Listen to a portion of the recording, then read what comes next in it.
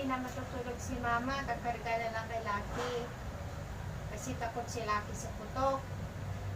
Ha? Takot sa putok si Lucky, kaya hindi na matulog si mama, kakarga na lang kay Lucky. No?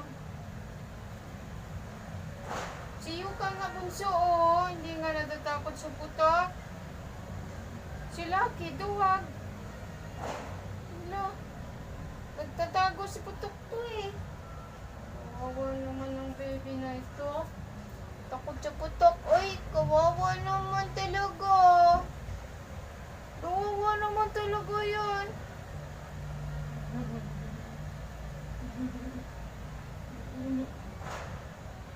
Baba na ikaw, pagod na ako karga sa iyo eh.